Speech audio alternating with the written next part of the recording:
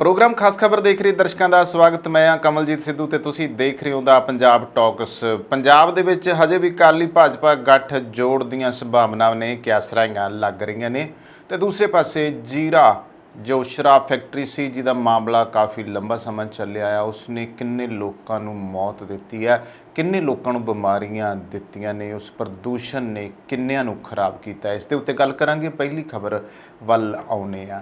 कुछ चीज़ां बड़ियां सुपनमई जिहियां लगदियां ने। जे गल कीती जावे अकाली भाजपा गठजोड़ दी ते कई वारी क्यासराइयां कीतीआं गईआं ने, हुण भी हो रहीआं ने कि अकाली भाजपा गठजोड़ भविख विच हो सकदा आ, क्योंकि आगामी जड़ियां 2024 दीआं इलैक्शनां आ रहीआं ने, 2026 दीआं इलैक्शनां आ रहीआं ने, इन्हां इलैक्शनां करके संभावनावां व्यक्त कीतीआं जा रहीआं ने। क्यों कीतीआं जा रहीआं ने? क्योंकि पहिलां गठजोड़ सीगा। असीं देखिआ कि 97 ਦੇ ਵਿੱਚ प्रकाश सिंह बादल बतौर मुख मंत्री जो बने आ वो, तो उन्होंने किया कि बिना किसी गलबात दे अकाली दल का जिहड़ा समर्थन सीगा वो भाजपा की अटल बिहारी वाजपेयी सरकार नूं दे दिता। उदों बड़ी चर्चा हुई सी इस गल की भी कोई गल नहीं बात नहीं, तो क्यों इदा समर्थन दे दिता है। हालांकि इस तो पहला भी प्रकाश सिंह बादल ने जनसंघ की सरकार नाल उहदी भाईवाली रही है, तो आम तौर के उत्ते मैं इत्थे गल कहनी चाहूँगा कि ये गल कही जाती सी। हुण तां जे कोई गल पुरानी कोई पट्टदा ना कोई मीडिया वाला भी, तो अकाली उहदे हत्थ धो के ऐ मगर पै जांदे भी जिवें उस चैनल वालिਆਂ ने कोई गुनाह करता होवे। पर असलीयत ये है, इतिहास कदे अखों परोखे नहीं किया जा सकता। संत जरनैल सिंह भिंडरां दी इत्थे मैं गल जरूर करनी चाहूँगा। वो कहिंदे हुंदे सीगे कि इन्हां नूं अकालीआं नूं जे देखिया जावे चैक करके तो इन्हां दे थल्ले कशहरे के थल्ले RSS की निक्कर भी निकलूगी।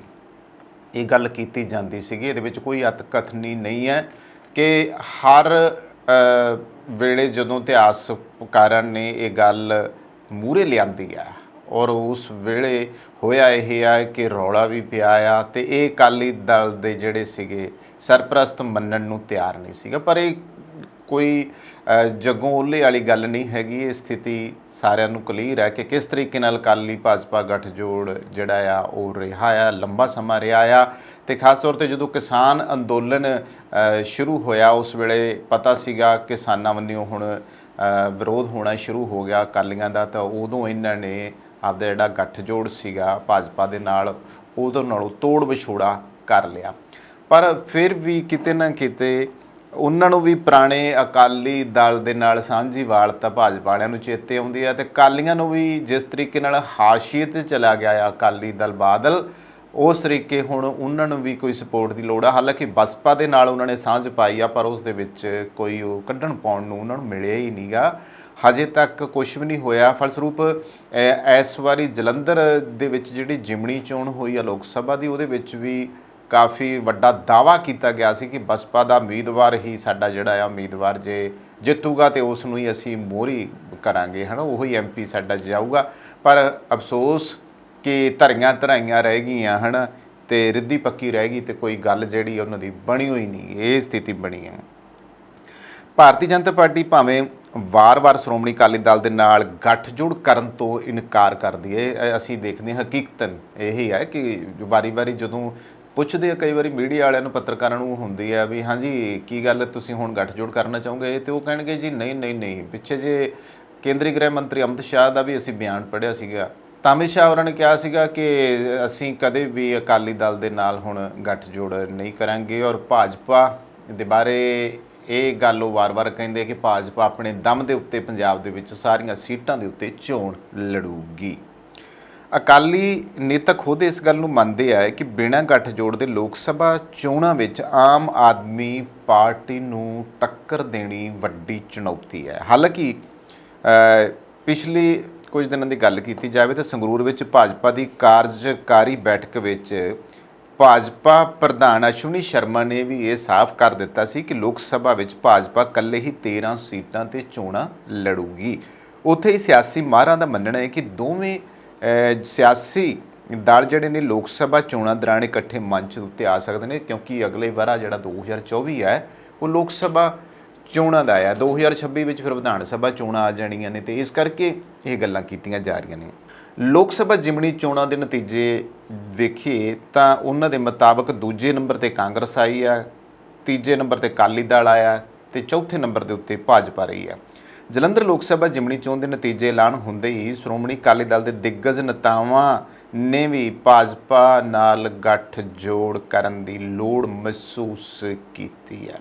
ਇਸੇ ਲੜੀ ਵਿੱਚ ਹੀ ਬੀਤੇ ਦਿਨੀ ਅਕਾਲੀ ਦਲ ਦੇ ਸੀਨੀਅਰ ਨੇਤਾ ਵਿਰਸਾ ਸਿੰਘ ਵਲਟੋਏ ਨੇ ਬਿਆਨ ਦਿੱਤਾ ਸੀ ਕਿ ਅਕਾਲੀ ਦਲ ਭਾਜਪਾ ਦਾ ਗੱਠ ਜੋੜ ਹੁਣ ਸਮੇਂ ਦੀ ਲੋੜ ਹੈ, ਕਿਉਂਕਿ ਬਿਨਾਂ ਗੱਠ ਜੋੜ ਦੇ ਹੁਣ ਪੰਜਾਬ ਵਿੱਚ ਦੁਬਾਰਾ ਸੱਤਾ ਵਿੱਚ ਆਉਣਾ ਮੁਸ਼ਕਲ ਹੋਊਗਾ। ਔਰ ਦੋਸਤੋ, ਕਿੱਡੀ ਹੈਰਾਨੀ ਦੀ ਗੱਲ ਹੈ, ਇਸ ਤੋਂ ਪਹਿਲਾਂ ਪੰਜਾਬ ਦੇ ਵਿੱਚ ਭਾਜਪਾ ਦਾ ਕੋਈ ਵਕਾਰ ਨਹੀਂ ਸੀ। ਭਾਜਪਾ ਵੀ ਕਈ ਵਾਰੀ ਮੰਨਦੀ ਹੈ ਕਿ ਜੇ ਅਕਾਲੀ ਦਲ ਉਹਨਾਂ ਨੂੰ ਸਮਰਥਨ ਨਾ ਦਿੰਦਾ ਤੇ ਅੱਜ ਜਿਸ ਤਰੀਕੇ ਨਾਲ ਪਿਛਲੇ ਲੰਬੇ ਅਰਸੇ ਤੋਂ ਭਾਜਪਾ ਦੇਸ਼ ਦੀ ਸੱਤਾ ਉੱਤੇ ਕਾਬਜ਼ ਹੋਈ ਹੈ, ਉਹਦੇ ਵਿੱਚ ਪ੍ਰਕਾਸ਼ ਸਿੰਘ ਬਾਦਲ ਦਾ ਵੱਡਾ ਯੋਗਦਾਨ ਸੀ। ਪ੍ਰਕਾਸ਼ ਸਿੰਘ ਬਾਦਲ ਦੇ ਡੈਥ ਦੇ ਉੱਤੇ ਵੀ ਇਹੋ ਜਿਹੀਆਂ ਗੱਲਾਂ ਨਿਕਲ ਕੇ ਸਾਹਮਣੇ ਆਈਆਂ ਸੀ ਕਿ ਜੇ ਅੱਜ ਭਾਜਪਾ ਕਾਮਯਾਬ ਹੈ ਦੇਸ਼ ਦੇ ਵਿੱਚ ਤੇ ਉਹ ਪ੍ਰਕਾਸ਼ ਸਿੰਘ ਬਾਦਲ ਹੋਣ ਦੀ ਵਜ੍ਹਾ ਕਰਕੇ ਆ। ਇਹ ਸਥਿਤੀਆਂ ਕਿੱਧਰ ਨੂੰ ਜਾਂਦੀਆਂ, ਕੀ ਕੀਤਾ ਆ ਅਸੀਂ? ਸਾਡੀ ਜਿਹੜੀ ਕੌਮੀ ਪਾਰਟੀ ਸੀ ਇਕੱਲੀ ਉਹਨੂੰ ਆਪਣੇ ਦਮ 'ਤੇ ਜਿਵੇਂ ਚੋਣਾਂ ਲੜੀਆਂ ਸੀ 97 ਦੇ ਵਿੱਚ ਉਹ ਅੱਗੇ ਆਈ ਹੈ, ਪਰ ਹੁਣ ਜਿਉਂ ਉਹ ਕੂਕਦੇ ਆ ਤਾਂ ਕੀ ਲੋੜ ਪਈ ਸੀ ਸਮਰਥਨ ਦੇਣ ਦੀ? ਕੀ ਇਹੋ ਜਿਹੀ ਸਥਿਤੀ ਬਣ ਚੁੱਕੀ ਸੀ ਜਾਂ ਫਿਰ ਕੁਝ ਕਾਲੇ ਕਾਰਨਾਮੇ ਸੀ ਜਾਂ ਕੋਈ ਇਹੋ ਜਿਹੀਆਂ ਗੁੱਝੇ ਰਾਜ ਸੀਗੇ ਜਿਸ ਕਰਕੇ ਡਰ ਲੱਗਦਾ ਸੀ ਕਿ ਕੇਂਦਰ ਦੀ ਸੱਤਾਧਾਰੀ ਪਾਰਟੀ ਕਿਤੇ ਅਕਾਲੀਆਂ ਨੂੰ ਹੀ ਨਾ ਦੱਬ ਲਵੇ? ਸ਼ਾਇਦ ਕੋਈ ਇਹੋ ਜਿਹੇ ਕਾਰਨ ਹੀ ਬਣੇ ਹੋਣੇ ਆ। ਤਾਂ ਇੱਥੇ ਹੁਣ ਵਾਰੀ-ਵਾਰੀ ਉਸ ਸੁਨਹਿਰੇ ਸਮੇਂ ਨੂੰ, ਇਹਨਾਂ ਦਾ ਤਾਂ ਸੁਨਹਿਰਾ ਸਮਾਂ ਹੀ ਸੀ, ਉਹ ਸੁਨਹਿਰਾ ਸਮਾਂ ਹੀ ਕਹਿੰਦੇ ਆ ਵੀ ਉਹਨੂੰ ਯਾਦ ਕਰਦੇ ਆ ਵੀ ਜੇ ਉਦੋਂ ਅਸੀਂ ਰਾਜ ਸੱਤਾ ਦਾ ਸੁੱਖ ਭੋਗ ਲਿਆ ਤੇ ਹੁਣ ਵੀ ਅਸੀਂ ਰਾਜ ਸੱਤਾ ਦਾ ਸੁੱਖ ਜੇ ਭੋਗਣਾ ਆ ਤੇ ਫਿਰ ਗੱਠਜੋੜ ਕਰਨਾ ਹੀ ਪਊਗਾ, ਕਿਉਂਕਿ ਹੁਣ ਅਕਾਲੀਆਂ ਨੂੰ ਸੱਤਾ 'ਚੋਂ ਬਾਹਰ ਹੋਇਆਂ ਨੂੰ ਲੰਬਾ ਅਰਸਾ ਹੋ ਗਿਆ ਆ। ਤੇ ਹੁਣ ਇੱਦਾਂ ਆ ਕਿ ਸਥਿਤੀ ਇਹ ਬਣ ਚੁੱਕੀ ਆ ਕਿ ਅਕਾਲੀ ਦਲ ਤਾਂ ਵਿਰੋਧੀ ਧਿਰ ਦੇ ਵਿੱਚ ਵੀ ਸ਼ੁਮਾਰ ਨਹੀਂ ਹੁੰਦਾ ਗਾ। ਇਸ ਕਰਕੇ ਉਹ ਜਿਵੇਂ ਸਿਆਣੇ ਕਹਿੰਦੇ ਆ ਨਾ 3 ਚੋਂ ਨਾ 13 ਚੋਂ, ਅੱਜ ਸਥਿਤੀ ਉਹ ਬਣੀ ਹੋਈ ਆ ਜਦੋਂ ਹਾਸ਼ੀਏ 'ਤੇ ਚਲਾ ਗਿਆ ਆ। ਬਹੁਤ ਸਾਰੀਆਂ ਗੱਲਾਂ ਸੀ। ਮੈਂ ਇੱਥੇ ਪ੍ਰਕਾਸ਼ ਸਿੰਘ ਬਾਦਲ ਦੇ ਜਿਹੜੇ ਭਰਾ ਸੀਗੇ ਗੁਰਦਾਸ ਸਿੰਘ ਬਾਦਲ, ਜਿਹੜੇ ਕਿ ਮਨਪ੍ਰੀਤ ਬਾਦਲ ਦੇ ਪਿਤਾ ਆ, ਉਹਨਾਂ ਦੀ ਇੱਕ ਅਸੀਂ ਸਟੇਟਮੈਂਟ ਸੁਣਦੇ ਸੀਗੇ ਮੀਡੀਆ ਦੇ ਉੱਤੇ। ਉਹ ਕਹਿੰਦੇ ਸੀਗੇ ਕਿ ਖਤਮ ਹੋ ਜਾਣਾ ਇੱਕ ਦਿਨ ਅਕਾਲੀ ਦਲ। ਅੱਜ ਉਹਨਾਂ ਦੀ ਕੀਤੀ ਹੋਈ ਕਿਆਸਰਾਈ ਦੇ ਵਿੱਚ ਕੋਈ ਸ਼ੱਕ ਨਹੀਂ ਕਿ ਅਕਾਲੀ ਦਲ ਦਾ ਵਕਾਰ ਖਤਮ ਹੋ ਚੁੱਕਿਆ ਆ। ਅਕਾਲੀ ਦਲ ਦੇ ਉੱਤੇ ਜਿਸ ਤਰੀਕੇ ਦੇ ਇਲਜ਼ਾਮ ਲੱਗਦੇ ਰਹੇ, ਹਾਲਾਂਕਿ ਜਦੋਂ ਅਕਾਲੀ ਦਲ ਸ਼ੁਰੂ ਹੋਇਆ ਪਿਛੋਕੜ ਦੇਖਿਆ ਜਾਵੇ ਬੜਾ ਸੁਨਹਿਰਾ ਸੀਗਾ। ਅਕਾਲੀ ਦਲ ਨੇ ਬਹੁਤ ਵੱਡੇ ਮਾਰਕੇ ਮਾਰੇ ਆ, ਬਹੁਤ ਸਾਰੀਆਂ ਜਿਹੜੀਆਂ ਆ ਮੋਰਚੇ ਜਿੱਤੇ ਆ, ਬਹੁਤ ਸਾਰੇ ਮੋਰਚੇ ਲੜੇ ਆ ਤੇ ਬਹੁਤ ਸਾਰੇ ਮੋਰਚਿਆਂ ਦੇ ਵਿੱਚ ਜਿੱਤ ਪ੍ਰਾਪਤ ਕਰਕੇ ਅਕਾਲੀ ਦਲ ਨੇ ਆਪਣਾ ਮੁਕਾਮ ਬਣਾਇਆ। ਕਿਉਂਕਿ ਜਦੋਂ ਅਕਾਲੀ ਦਲ ਦੀ ਹੋਂਦ 1920 ਦੇ ਦਹਾਕੇ ਦੇ ਵਿੱਚ ਜਦੋਂ ਇਹ ਹੋਏ ਆ, ਉਸ ਸਮੇਂ ਤੋਂ ਬਾਅਦ ਅਕਾਲੀਆਂ ਦਾ ਇੱਕ ਸੁਨਹਿਰਾ ਇਤਿਹਾਸ ਰਿਹਾ। ਦੇਸ਼ ਆਜ਼ਾਦੀ ਤੋਂ ਬਾਅਦ ਤੱਕ ਵੀ ਕਈ ਮੋਰਚਿਆਂ ਦੇ ਵਿੱਚ ਅਕਾਲੀਆਂ ਦਾ ਨਾਮ ਨਾ ਰਿਹਾ ਹੈਗਾ, ਪਰ ਜਦੋਂ ਇਹ ਅਕਾਲੀ ਦਲ ਬਾਦਲ ਪਰਿਵਾਰ ਹੋਣਾ ਦੇ ਕੋਲੇ ਆ ਗਿਆ, ਜਦੋਂ ਇਹਨਾਂ ਨੂੰ ਆਪਣੀ ਜੰਗੀਰ ਬਣਾ ਲਿਆ, ਜਦੋਂ ਆਪਣੀ ਸਲਤਨਤ ਬਣਾ ਲਿਆ, ਲੋਕ ਬੁੱਧੀਜੀਵੀ ਵਿਦਵਾਨ ਮਾਹਰ ਟਕਸਾਲੀ ਅਕਾਲੀ ਆਗੂ ਕਹਿੰਦੇ ਆ, ਉਦੋਂ ਅਕਾਲੀ ਦਲ ਦਾ ਸੂਪੜਾ ਬਿਲਕੁਲ ਸਾਫ਼ ਹੋਣ ਤੱਕ ਆ ਗਿਆ। ਕਿਉਂਕਿ ਟਕਸਾਲੀ ਇਹਨਾਂ ਨੇ ਗੁੱਠੇ ਲਾਤੇ, ਸੂਝਵਾਨਾਂ ਨੂੰ ਅੱਗੇ ਨਹੀਂ ਆਉਣ ਦਿੱਤਾ ਤੇ ਬਹੁਤ ਸਾਰੇ ਇਹੋ ਜਿਹੇ ਜਦੋਂ ਸੁਖਬੀਰ ਬਾਦਲ ਬਣਿਆ ਤੇ ਉਸ ਤੋਂ ਬਾਅਦ ਕੋਈ ਅਕਾਲੀ ਦਲ ਦੀ ਤਰੱਕੀ ਨਹੀਂ ਹੋਈ। ਅਕਾਲੀ ਦਲ ਨਿਘਾਰ ਦੇ ਵਿੱਚ ਗਿਆ ਆ। ਇਹ ਵੀ ਗੱਲਾਂ ਨਿਕਲ ਕੇ ਸਾਹਮਣੇ ਆਈਆਂ।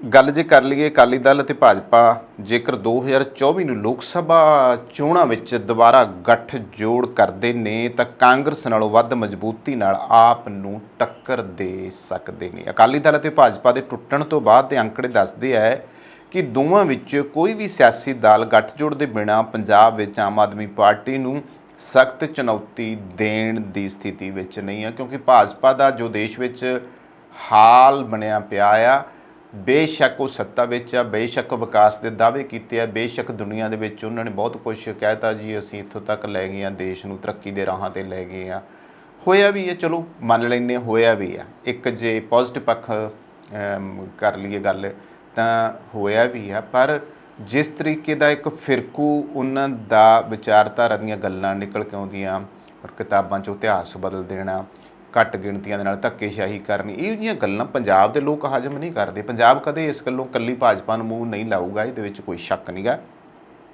ਸਿਆਸੀ ਪੰਡਤਾਂ ਦੀ ਮੰਨੀਏ ਤਾਂ ਹਾਲ ਹੀ ਦੇ ਵਿੱਚ ਪਹਿਲਾਂ ਦੇ ਨਤੀਜਿਆਂ ਦਾ ਅੰਦਾਜ਼ਾ ਇਹੀ ਦੱਸਦਾ ਹੈ ਕਿ ਫਿਲਹਾਲ ਕਾਂਗਰਸ ਅਤੇ ਆਪ ਹੀ ਸਿਆਸੀ ਖਾੜੇ ਵਿੱਚ ਆਮੋ ਸਾਹਮਣੇ ਆ, ਜਦੋਂ ਕਿ ਬਾਕੀ ਦਲ ਤੀਜੇ ਅਤੇ ਚੌਥੇ ਸਥਾਨ ਦੇ ਉੱਤੇ ਚਲੇ ਗਏ। ਇਸ ਕਰਕੇ ਆਪ ਨੂੰ ਟੱਕਰ ਦੇਣ ਲਈ ਭਾਜਪਾ ਤੇ ਅਕਾਲੀ ਦਲ ਨੂੰ ਗੱਠਜੋੜ ਤੇ ਵਿਚਾਰ ਕਰਨਾ ਹੋਊਗਾ।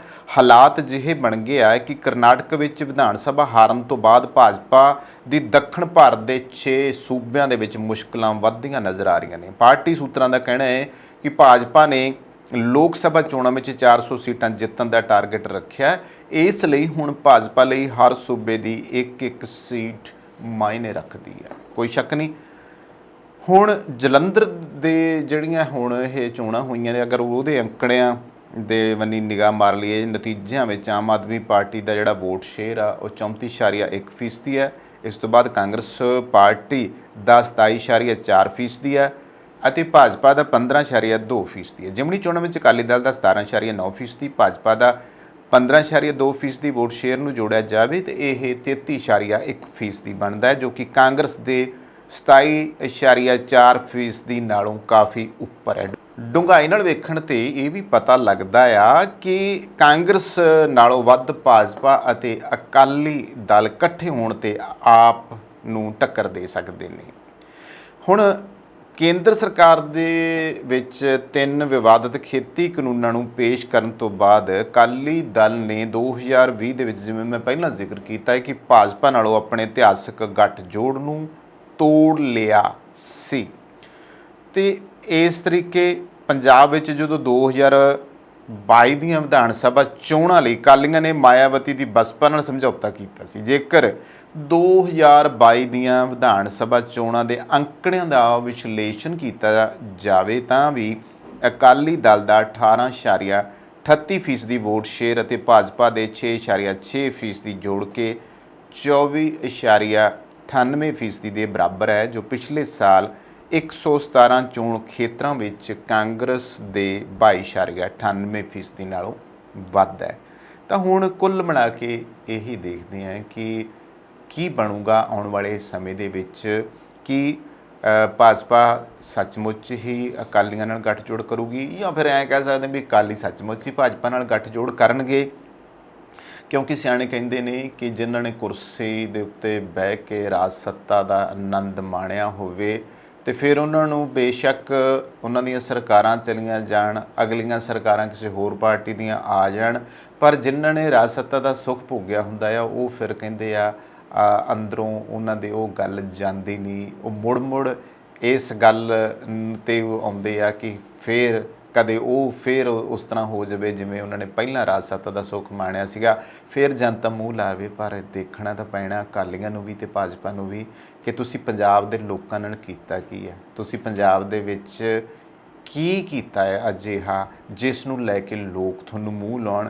ਕਿ ਸੌਦਾ ਸਾਧ ਨੂੰ ਮਾਫੀ ਵਾਲਾ ਮਾਮਲਾ, ਕਿ ਧਨਵੰਤ ਸਿੰਘ ਸਾਧੜੇ ਵਾਲਾ ਮਾਮਲਾ, ਜਾਂ ਫਿਰ ਕਹਿ ਲਈਏ ਬੇਅਦਬੀ ਕਾਂਡ ਜਿਹੜਾ ਸਭ ਤੋਂ ਵੱਡਾ ਕਾਂਡ ਸੀ, ਕਿ ਉਹਦੇ ਵਿੱਚ ਕੋਈ ਨਿਆਂ ਮਿਲਿਆ?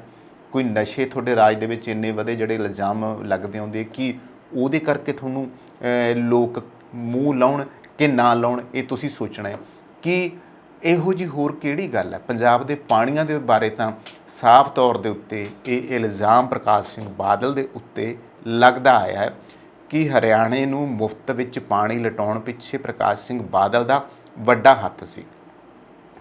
ਤੁਸੀਂ ਸੜਕਾਂ ਗਣਾ ਲਓਗੇ, ਤੁਸੀਂ ਵਿਕਾਸ ਦੇ ਲਈ ਅੰਮ੍ਰਿਤਸਰ ਹੈਰੀਟੇਜ ਸਟਰੀਟ ਗਣਾ ਦੋਗੇ, ਤੁਸੀਂ ਅਨੰਦਪੁਰ ਸਾਹਿਬ ਦਾ ਮਿਊਜ਼ੀਅਮ ਬਣਾ ਦੋਗੇ, ਫਿਰ ਹੋਰ ਕਾਫੀ ਸਾਰੀਆਂ ਜਿਹੜੀਆਂ ਚੀਜ਼ਾਂ ਇਤਿਹਾਸਕ ਪੱਖ ਤੋਂ ਤੁਸੀਂ ਬਣਵਾਈਆਂ ਆ ਤੁਸੀਂ ਉਹ ਗਣਾ ਦੋਗੇ। ਤੁਸੀਂ ਸੜਕਾਂ ਦਾ, ਨਾਲਿਆਂ ਦਾ, ਖਾਲਿਆਂ ਦਾ, ਟਿਊਬਲਾਂ ਦਾ, ਬਿਜਲੀ ਮੁਫਤ ਦਾ, ਇਹ ਚੀਜ਼ਾਂ ਗਣਾ ਦੋਗੇ।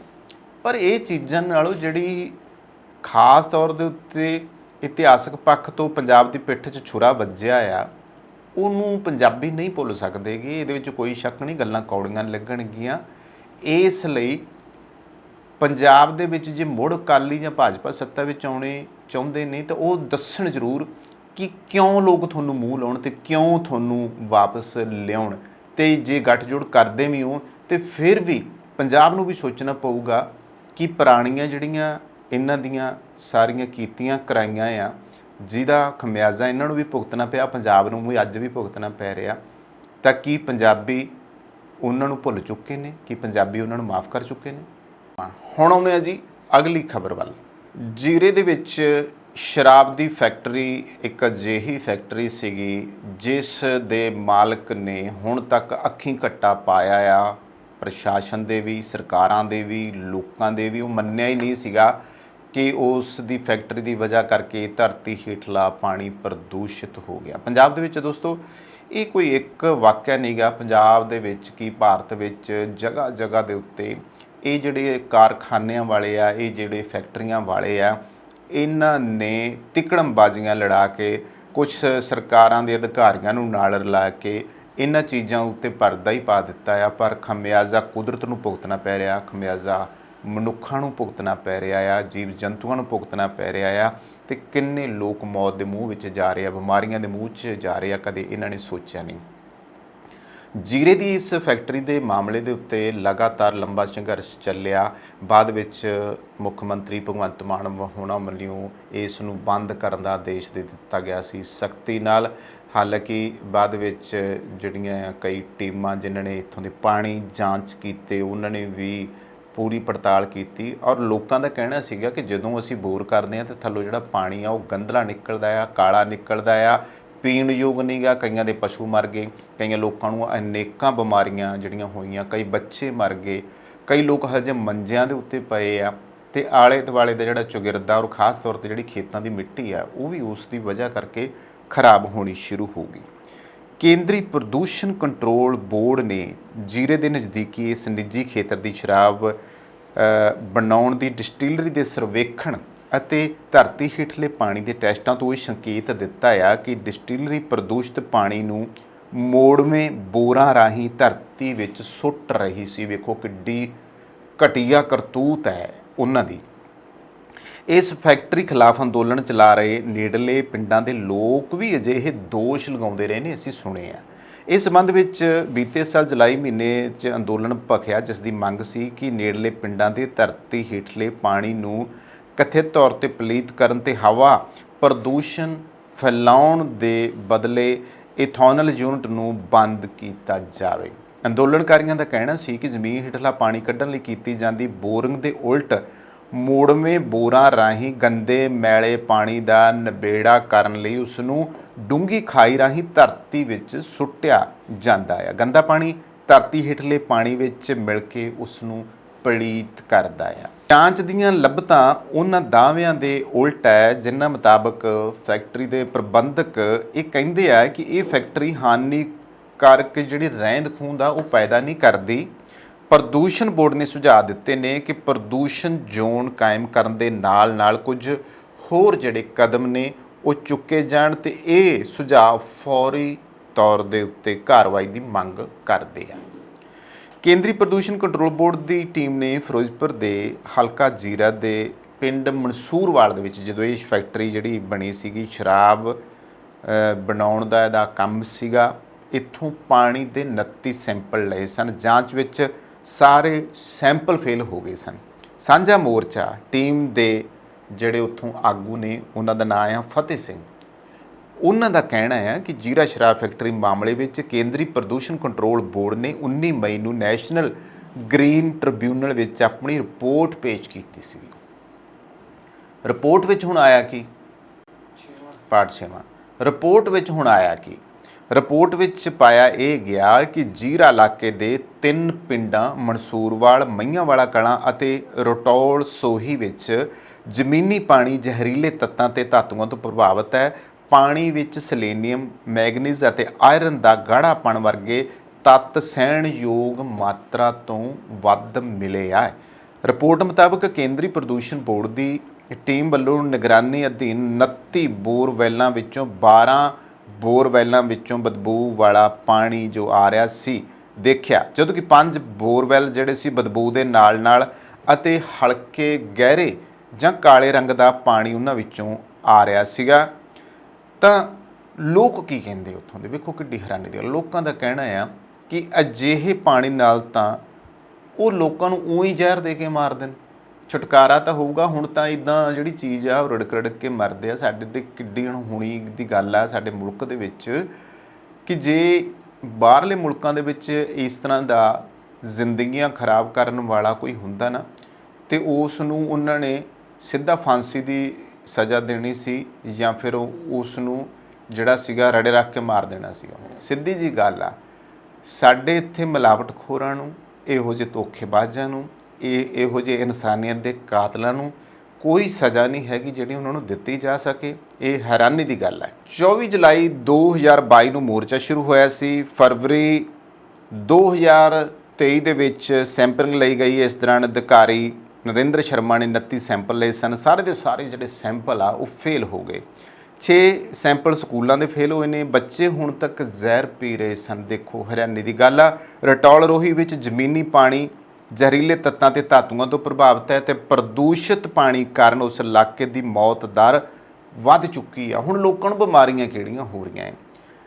ਲੋਕ ਕੈਂਸਰ, ਕਾਲਾ ਪੀਲੀਆ ਤੇ ਹੋਰ ਕਈ ਖਤਰਨਾਕ ਬਿਮਾਰੀਆਂ ਦੇ ਸ਼ਿਕਾਰ ਹੋ ਰਹੇ ਨੇ। ਇਹ ਵੀ ਪਤਾ ਲੱਗਿਆ ਕਿ ਜਦੋਂ ਸੈਂਪਲਿੰਗ ਦੇ ਲਈ ਆਈਆਂ ਟੀਮਾਂ ਦੇ ਨਾਲ ਉਹ ਅੰਦਰ ਗਏ ਤਾਂ ਅੰਦਰਲੇ ਕੈਮੀਕਲਾਂ ਕਾਰਨ ਜ਼ਮੀਨ ਦਾ ਰੰਗ ਬਦਲ ਗਿਆ ਸੀ। ਜਦੋਂ ਪ੍ਰਦੂਸ਼ਣ ਬੋਰਡ ਦੀ ਟੀਮ ਨੇ ਸੈਂਪਲ ਲਈ ਜ਼ਮੀਨ ਨੂੰ ਪੁੱਟਿਆ ਤੇ ਉਸ ਦੇ ਵਿੱਚੋਂ ਜ਼ਹਿਰ ਬਾਹਰ ਆ ਰਿਹਾ ਸੀ। ਫੈਕਟਰੀ 'ਚ ਕੰਮ ਕਰਨ ਵਾਲੇ ਕਰਮਚਾਰੀ ਕਿਸੇ ਵੀ ਗੱਲ ਦਾ ਜਵਾਬ ਦੇਣ ਤੋਂ ਗੁਰੇਜ਼ ਕਰ ਰਹੇ ਨੇ। ਕਿਸੇ ਨੇ ਪੈਰ ਨਹੀਂ ਲਾਏਗੇ। ਹਾਲਾਂਕਿ ਮੈਨੇਜਰ ਇੱਕ ਵਾਰੀ ਦਾਅਵਾ ਕਰ ਰਿਹਾ ਸੀਗਾ ਕਿ ਨਾ ਜੀ ਇਹੋ ਜਿਹੀ ਤਾਂ ਕੋਈ ਗੱਲ ਹੈ ਹੀ ਨਹੀਂ ਗੀ, ਪਰ ਫਿਰ ਇਹ ਦਾਅਵੇ ਠੁੱਸ ਹੋ ਕੇ ਰਹਿ ਗਏ ਕਿ ਉਹ ਫਰਾਡ ਕਰ ਰਹੇ ਆ ਪੰਜਾਬ ਦੇ ਲੋਕਾਂ ਦੇ ਨਾਲ ਤੇ ਧਰਤੀ ਦੇ ਨਾਲ। ਸਭ ਤੋਂ ਵੱਡੀ ਗੱਲ ਹੈ, ਇਹ ਕਹਿੰਦੇ ਸੀ ਕਿ ਸਾਡੇ 4 ਬੋਰ ਨੇ, ਪਰ ਕੇਂਦਰੀ ਪ੍ਰਦੂਸ਼ਣ ਬੋਰਡ ਦੀ ਟੀਮ ਨੇ ਉਹਨਾਂ ਦੇ 10 ਬੋਰ ਫੜ ਲਏ। ਉਹ ਇਹਨਾਂ ਬੋਰਾਂ ਰਾਹੀਂ ਕੈਮੀਕਲ ਜ਼ਮੀਨ ਦੇ ਅੰਦਰ ਪਾਉਂਦੇ ਰਹੇ, ਜਿਸ ਕਾਰਨ ਜ਼ਮੀਨੀ ਪਾਣੀ ਜ਼ਹਿਰੀਲਾ ਹੁੰਦਾ ਗਿਆ। ਕੁਝ ਸ਼ਰਤਾਂ ਹੁੰਦੀਆਂ ਨੇ ਜਿਨ੍ਹਾਂ ਅਨੁਸਾਰ ਇੱਕ ਬੋਰ ਤੋਂ ਦੂਜੇ ਬੋਰ ਵਿੱਚ 200 ਮੀਟਰ ਦਾ ਫਰਕ ਹੋਣਾ ਚਾਹੀਦਾ ਹੈ, ਪਰ ਇਹਨਾਂ ਨੇ 2 ਬੋਰ 200 ਮੀਟਰ ਦੇ ਅੰਦਰ ਕੀਤੇ ਆ। ਦੇਖੋ, ਫੈਕਟਰੀ ਦੇ 2 ਬੋਰਾਂ 'ਚੋਂ ਵੱਡੀ ਮਾਤਰਾ ਵਿੱਚ ਕੈਮੀਕਲ ਆਇਆ ਹੈ। ਇਹਨਾਂ ਦਾ ਵਕੀਲ ਅਦਾਲਤ 'ਚ ਦਲੀਲ ਦੇ ਰਿਹਾ ਸੀ ਕਿ ਸਾਨੂੰ ਨਹੀਂ ਪਤਾ ਕਿ ਇਹ ਕੈਮੀਕਲ ਕਿੱਥੋਂ ਆਇਆ ਤੇ ਇਹ ਸਾਡੀ ਫੈਕਟਰੀ ਵਿੱਚੋਂ ਨਹੀਂ ਮਿਲ ਸਕਦਾ। ਨਰਿੰਦਰ ਸ਼ਰਮਾ ਦੀ ਟੀਮ ਨੇ ਬਿਨਾਂ ਕਿਸੇ ਦਬਾਅ ਤੋਂ ਸੈਂਪਲਿੰਗ ਕੀਤੀ ਹੈ। ਟੀਮ ਜਿਹੜੀ ਸੀਗੀ ਉਸ ਤੋਂ ਪਤਾ ਲੱਗਿਆ ਕਿ ਉਹ ਸੈਂਪਲ ਕਿਵੇਂ ਲੈਂਦੇ ਆ, ਤਾਂ ਪਤਾ ਇਹ ਵੀ ਲੱਗਿਆ ਆ ਜਿਹੜਾ ਮੋਰਚਾ ਲੱਗਿਆ ਆ, ਮੋਰਚੇ ਦੇ ਜਿਹੜੇ ਆਗੂ ਕਹਿੰਦੇ ਨੇ ਕਿ ਉਹਨਾਂ ਨੇ ਪੂਰੀ ਇਮਾਨਦਾਰੀ ਨਾਲ ਵਧੀਆ ਤਰੀਕੇ ਨਾਲ ਇਹ ਸੈਂਪਲ ਲਏ ਨੇ। ਤੇ ਖਾਸ ਤੌਰ ਤੇ ਹੁਣ ਉਹਨਾਂ ਲੋਕਾਂ ਦਾ ਕਹਿਣਾ ਆ ਕਿ ਇਸ 'ਚ ਲੋਕਾਂ ਦੀ ਜਿੱਤ ਹੋਈ ਹੈ। ਸੈਂਪਲ ਫੇਲ ਹੋਣ ਤੋਂ ਸਾਬਤ ਹੋ ਗਿਆ ਕਿ ਅਸਲ ਵਿੱਚ ਇਸ ਫੈਕਟਰੀ ਨੇ ਜ਼ਮੀਨੀ ਪਾਣੀ ਜ਼ਹਿਰੀਲਾ ਕਰ ਦਿੱਤਾ ਆ। ਇਸ ਫੈਕਟਰੀ ਨੇ ਸਾਨੂੰ ਕੋਈ ਲਾਭ ਨਹੀਂ ਦਿੱਤਾ, ਸਗੋਂ ਸਾਡਾ ਲੱਖਾਂ ਲੀਟਰ ਪਾਣੀ ਪ੍ਰਦੂਸ਼ਿਤ ਕਰ ਦਿੱਤਾ ਆ। ਇਹ ਫੈਕਟਰੀ ਸਾਡੀਆਂ ਜ਼ਮੀਨਾਂ ਬੰਜਰ ਕਰ ਗਈ ਆ, ਲੋਕ ਕਹਿੰਦੇ ਨੇ। ਲੋਕਾਂ ਨੂੰ ਖਤਰਨਾਕ ਬਿਮਾਰੀਆਂ ਦੇ ਗਈ ਨੇ। ਰਟੋਲ ਰੋਹੀ ਦੇ 2-2 ਸਾਲ ਦੇ ਬੱਚਿਆਂ ਦੇ ਲੀਵਰ ਖਰਾਬ ਹੋ ਗਏ ਨੇ। ਇਸ ਫੈਕਟਰੀ ਨੇ ਸਾਰਾ ਇਲਾਕਾ ਬਰਬਾਦ ਕਰਕੇ ਰੱਖ ਦਿੱਤਾ ਆ ਤੇ ਫੈਕਟਰੀ ਪਿਛਲੇ 16 ਸਾਲਾਂ ਤੋਂ ਰਿਵਰਸ ਬੋਰਿੰਗ ਕਰ ਰਹੀ ਹੈ। ਜ਼ਮੀਨੀ ਪਾਣੀ ਨੂੰ ਪ੍ਰਦੂਸ਼ਿਤ ਕਰਨ ਦੇ ਨਾਲ ਇਸ ਦਾ ਰੰਗ ਵੀ ਬਦਲ ਕੇ ਰੱਖ ਦਿੱਤਾ ਆ। ਇਸ ਫੈਕਟਰੀ ਨੂੰ ਜੁਰਮਾਨਾ ਹੋਣਾ ਚਾਹੀਦਾ ਆ। ਦੀਪ ਮਲਹੋਤਰਾ ਜਿਹੜਾ ਮਾਲਕ, ਉਸ ਨੂੰ ਸਜ਼ਾ ਮਿਲਣੀ ਚਾਹੀਦੀ ਹੈ। ਹੁਣ ਜਿਹੜੀ ਕੌਮੀ ਗ੍ਰੀਨ ਟ੍ਰਿਬਿਊਨਲ ਨੂੰ ਸੌਂਪੀ ਰਿਪੋਰਟ ਮੁਤਾਬਕ ਕਿ ਜਿਹੜੇ ਫੈਕਟਰੀ ਦੇ ਅਹਾਤੇ ਦੇ ਅੰਦਰੋਂ 2 ਬੋਰਾਂ ਵਿੱਚੋਂ ਲਏ ਗਏ ਪਾਣੀ ਦੇ ਨਮੂਨਿਆਂ ਦੇ ਵਿੱਚ ਕੀ ਚੀਜ਼ ਨਿਕਲ ਕੇ ਆਈ, ਉਹ 'ਤੇ ਵੀ ਜਰਾ ਗੌਰ ਕਰਦੇ ਹਾਂ ਕਿ ਭਾਰੀ ਧਾਤਾਂ ਦੀ ਭਰਵੀਂ ਮਾਤਰਾ ਪਾਈ ਗਈ ਹੈ। ਇਸ ਤਰ੍ਹਾਂ ਡਿਸਟਿਲਰੀ ਨੇੜੇ 29 ਬੋਰਾਂ ਵਿੱਚੋਂ ਲਿਆ ਗਿਆ ਪਾਣੀ ਵੀ ਪੀਣ ਯੋਗ ਨਹੀਂ ਹੈ, ਜਿਸ ਤੋਂ ਦੋਸ਼ ਸਿੱਧ ਹੁੰਦੇ ਨੇ ਕਿ ਡਿਸਟਿਲਰੀ ਵਾਤਾਵਰਨ ਵਿਗਾੜ ਪੈਦਾ ਕਰ ਰਹੀ ਸੀ। ਤੇ ਰਿਪੋਰਟ ਮੁਤਾਬਕ ਜਾਂਚ ਟੀਮ ਨੇ ਜ਼ਮੀਨੀ ਪਾਣੀ ਦੇ ਜਿਹੜੇ ਢਾਂਚਿਆਂ ਦੀ ਸ਼ਨਾਖਤ ਕੀਤੀ ਹੈ, ਉਹਨਾਂ ਵਿੱਚੋਂ ਬਹੁਤੇ ਲੋੜੀਂਦੀਆਂ ਮਨਜ਼ੂਰੀਆਂ ਤੋਂ ਬਿਨਾਂ ਹੀ ਸਥਾਪਿਤ ਕੀਤੇ ਗਏ ਸੀਗੇ।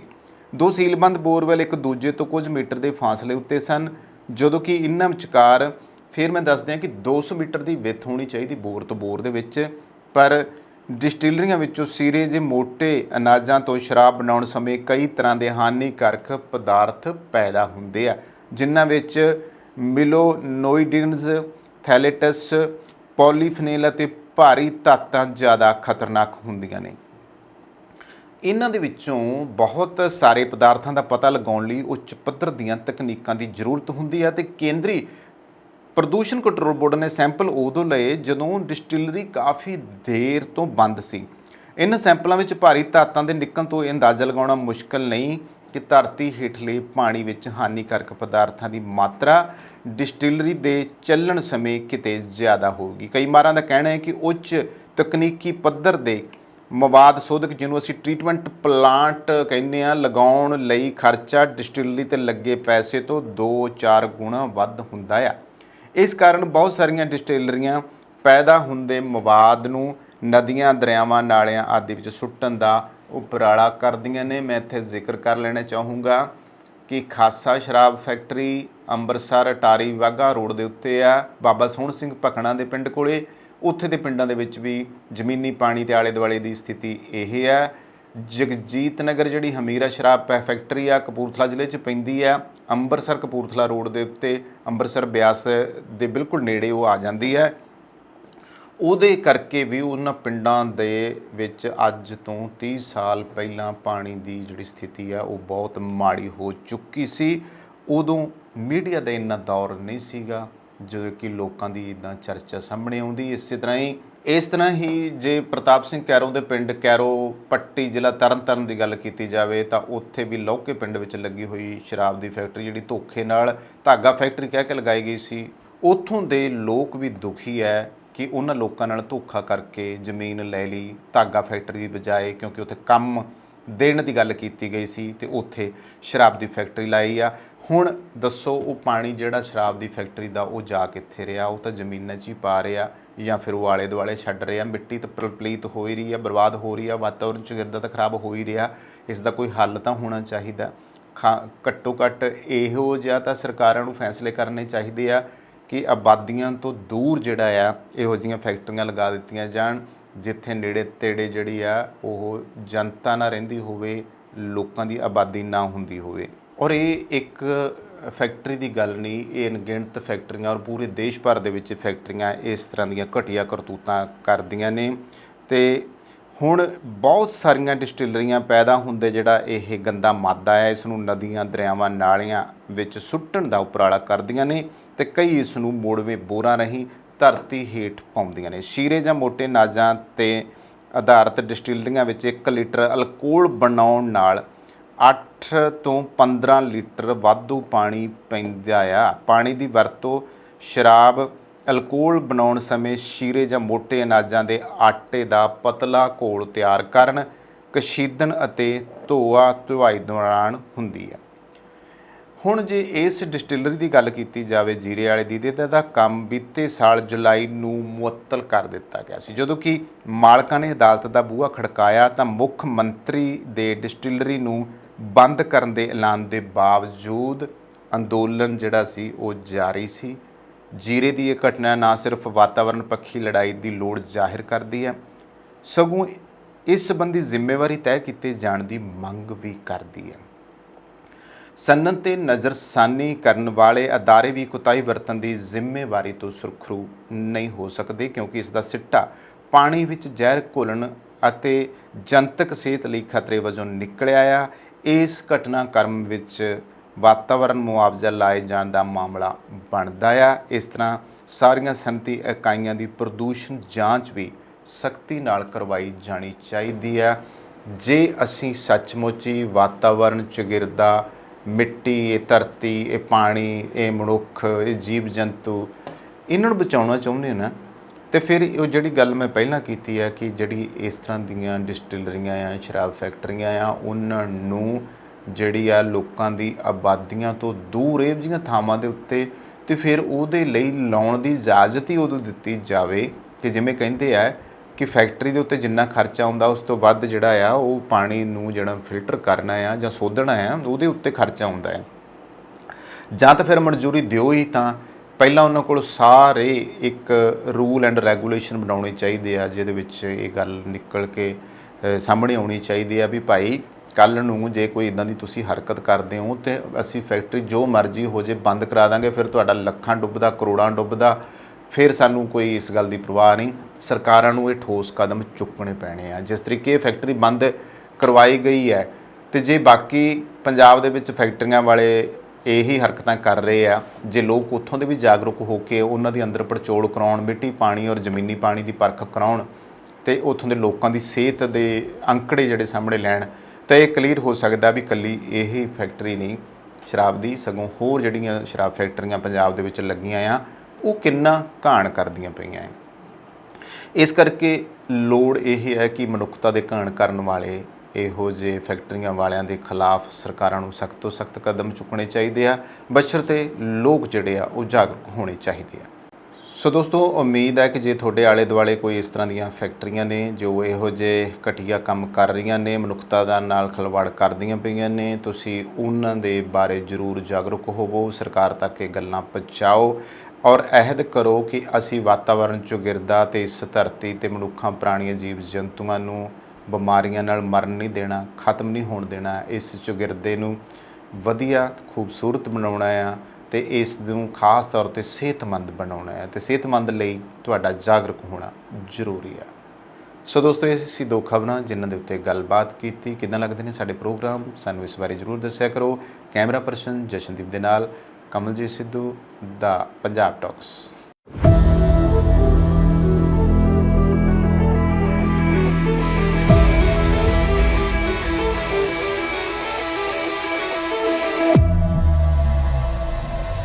ਕੀ ਤੁਸੀਂ ਆਪਣੇ ਕਾਰੋਬਾਰ ਵਿੱਚ ਟਰਾਂਸਪੋਰਟੇਸ਼ਨ ਲਈ ਇੱਕ ਭਰੋਸੇਯੋਗ ਸਾਥੀ ਦੀ ਭਾਲ ਕਰ ਰਹੇ ਹੋ ਤਾਂ ਤੁਹਾਨੂੰ ਲੋੜ ਹੈ ਮਹਿਤੋਜ ਗਰੁੱਪ ਲਿਮਟਿਡ ਦੀ, ਜੋ ਕਿ ਹਨ ਭਰੋਸੇਮੰਦ, ਕੁਸ਼ਲ ਤੇ ਕਿਫਾਇਤੀ। ਸਾਡੇ ਮਾਹਿਰਾਂ ਦੀ ਟੀਮ ਯਕੀਨੀ ਬਣਾਉਂਦੀ ਹੈ ਕਿ ਤੁਹਾਡੇ ਸਾਮਾਨ ਨੂੰ ਸਮੇਂ ਸਿਰ ਆਪਣੀ ਮੰਜ਼ਿਲ ਤੇ ਪਹੁੰਚਾਇਆ ਜਾ ਸਕੇ। ਸਾਡੇ ਉન્નਤ ਟਰੈਕਿੰਗ ਸਿਸਟਮ ਨਾਲ ਤੁਸੀਂ ਆਪਣੀਆਂ ਕੀਮਤੀ ਚੀਜ਼ਾਂ ਨੂੰ ਟਰੈਕ ਵੀ ਕਰ ਸਕਦੇ ਹੋ। ਵੇਅਰਹਾਊਸਿੰਗ ਤੇ ਡਿਸਟ੍ਰੀਬਿਊਸ਼ਨ ਤੋਂ ਲੈ ਕੇ ਡਿਲੀਵਰੀ ਤੱਕ ਸਾਡੇ ਕੋਲ ਤੁਹਾਡੀਆਂ ਸਾਰੀਆਂ ਆਵਾਜਾਈ ਲੋੜਾਂ ਨੂੰ ਸੰਭਾਲਣ ਲਈ ਤਜਰਬਾ ਤੇ ਬੁਨਿਆਦੀ ਢਾਂਚਾ ਹੈ। We are a safety first company with a strong commitment to drivers' well-being. Based in Winnipeg's Centreport district, Matage is a great place to begin your career and take it to new heights. So my name's Rick. I've been working here for several years now. Mostly what we do inside the shop is we do lots of safeties, lots of repairs, brake jobs, and lots of warranty work on freight liners. We do lots of servicing inside the shop, trucks, trailers, lots of lighting problems and stuff like that. Logistics ਨੂੰ ਆਪਣੇ ਕਾਰੋਬਾਰ ਨੂੰ ਰੋਕਣ ਨਾ ਦਿਓ। ਸਾਨੂੰ ਭਾਰੀ lifting ਨੂੰ ਸੰਭਾਲਣ ਦਿਓ ਤਾਂ ਜੋ ਤੁਸੀਂ ਧਿਆਨ ਕੇਂਦਰਿਤ ਕਰ ਸਕੋ ਆਪਣੇ ਕਾਰੋਬਾਰ ਤੇ। ਮਹਿਤੋਜ ਗਰੁੱਪ ਲਿਮਟਿਡ ਨੂੰ ਬਣਾਓ ਆਪਣਾ ਮਦਦਗਾਰ ਤਾਂ ਜੋ ਤੁਸੀਂ ਨਿਸ਼ਚਿਤ ਹੋ ਕੇ ਸੰਭਾਲ ਸਕੋ ਆਪਣਾ ਕਾਰੋਬਾਰ। ਸਕਰੀਨ ਤੇ ਦਿੱਤੇ ਨੰਬਰਾਂ ਉੱਤੇ ਅੱਜ ਹੀ ਸੰਪਰਕ ਕਰੋ।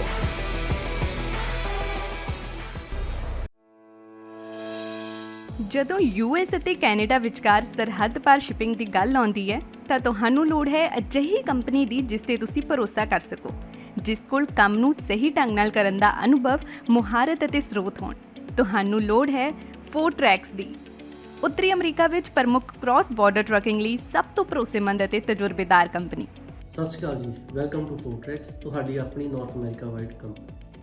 ਫੋਰਟਰੈਕਸ ਤੁਹਾਨੂੰ ਪ੍ਰੋਵਾਈਡ ਕਰਦੀ ਹੈ ਕੈਨੇਡਾ ਵਾਈਡ ਅਤੇ ਕ੍ਰਾਸ ਬਾਰਡਰ ਟਰਾਂਸਪੋਰਟ ਸਰਵਿਸਿਜ਼, ਜਿੱਥੇ ਕਿ ਡੈਡੀਕੇਟਿਡ ਰਨਸ ਕੈਲੀਫੋਰਨੀਆ ਤੇ ਟੈਕਸਸ ਦੇ ਨਾਲ ਕੈਨੇਡਾ ਵਾਈਡ ਫਲੈਕਸੀਬਲ ਵਰਕ ਵੀ ਪ੍ਰੋਵਾਈਡ ਕੀਤਾ ਜਾਂਦਾ ਹੈ। ਸਾਡੀ ਡਿਸਪੈਚ ਟੀਮ ਕੰਜ਼ਿਊਮਰ ਅਤੇ ਕਸਟਮਰ ਦੋਨਾਂ ਲਈ ਹੀ 24 ਆਵਰ ਕੰਮ ਕਰਦੀ ਹੈ ਅਤੇ ਇਸੇ ਦੇ ਨਾਲ ਹੀ 24 ਆਵਰ ਰੋਡ ਸਾਈਡ ਅਸਿਸਟੈਂਸ ਸਾਡੇ ਡਰਾਈਵਰ ਵੀਰਾਂ ਵਾਸਤੇ ਉਪਲਬਧ ਕੀਤੀ ਜਾਂਦੀ ਹੈ, ਜਿੱਥੇ ਕਿ ਯਾਰਡ ਦੇ ਵਿੱਚ ਹੀ ਤੁਹਾਨੂੰ ਸਕੇਲ, ਕ੍ਰਾਸ ਡੌਕ ਅਤੇ ਫਿਊਲ ਸਟੇਸ਼ਨ ਦੀਆਂ ਸਰਵਿਸਿਜ਼ ਪ੍ਰੋਵਾਈਡ ਕੀਤੀਆਂ ਜਾਂਦੀਆਂ ਹਨ। ਤੁਹਾਡਾ ਸਮਾਨ, ਪਿਆਰ ਤੇ ਵਿਸ਼ਵਾਸ ਕਿੰਨਾ ਜ਼ਿਆਦਾ ਕੀਮਤੀ ਹੈ, ਇਸ ਗੱਲ ਨੂੰ ਫੋਰਟਰੈਕਸ ਚੰਗੀ ਤਰ੍ਹਾਂ ਸਮਝਦਾ ਹੈ ਅਤੇ ਅਸੀਂ ਇਸ ਨੂੰ ਬਹੁਤ ਸਾਵਧਾਨੀ ਤੇ ਧਿਆਨ ਨਾਲ ਤੁਹਾਡੇ ਆਪਣਿਆਂ ਤੱਕ ਪਹੁੰਚਾਉਂਦੇ ਹਾਂ।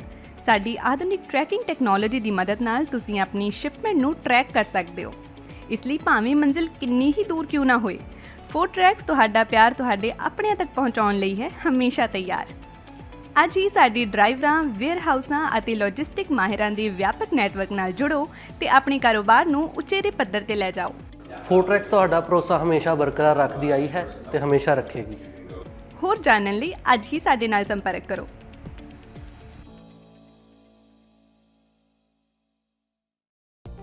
Bed hair day? Don't worry, ਅਸੀਂ ਤੁਹਾਡੀ ਹਰ ਜ਼ਰੂਰਤ ਨੂੰ ਸਮਝਦੇ ਹਾਂ। ਸ਼ਹਿਰ ਦੀ ਸਭ ਤੋਂ ਵਧੀਆ ਤੇ ਬਜਟ ਫ੍ਰੈਂਡਲੀ ਹੇਅਰ ਸੈਲੂਨ ਵਿੱਚ ਤੁਹਾਡਾ ਸਵਾਗਤ ਹੈ। ਸਤਿ ਸ਼੍ਰੀ ਅਕਾਲ ਜੀ, ਮੈਂ ਹਾਂ ਰਮਨ। ਸਤਿ ਸ਼੍ਰੀ ਅਕਾਲ ਜੀ, ਮੈਂ ਹਾਂ ਜਸ ਅੱਜ ਹੇਅਰ ਸਲੂਨ ਤੋਂ।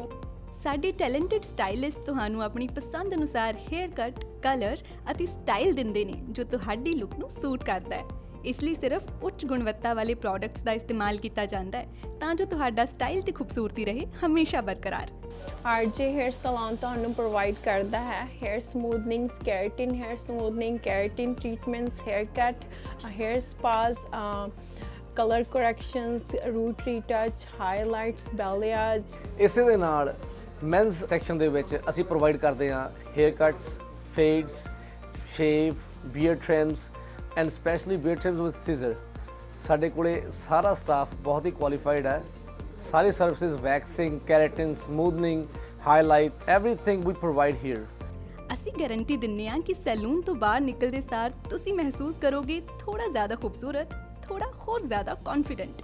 ਸਤਿ ਸ਼੍ਰੀ ਅਕਾਲ ਜੀ, ਮੇਰਾ ਨਾਮ ਹੈ ਮਨਵੀਰ ਸਿੰਘ ਤੇ ਮੈਂ ਬਰੈਂਪਟਨ ਤੋਂ ਮੂਵ ਹੋਇਆ ਸੀ ਵਿਨੀਪੈਗ ਤੇ ਮੈਂ ਸਰਚ ਕਰਦਾ ਸੀਗਾ ਬੈਸਟ ਹੇਅਰ ਸਲੂਨ ਇਨ ਵਿਨੀਪੈਗ ਤੇ ਮੈਨੂੰ ਪਹਿਲੇ ਨੰਬਰ ਤੇ ਆਇਆ RJ ਹੇਅਰ ਸਲੂਨ।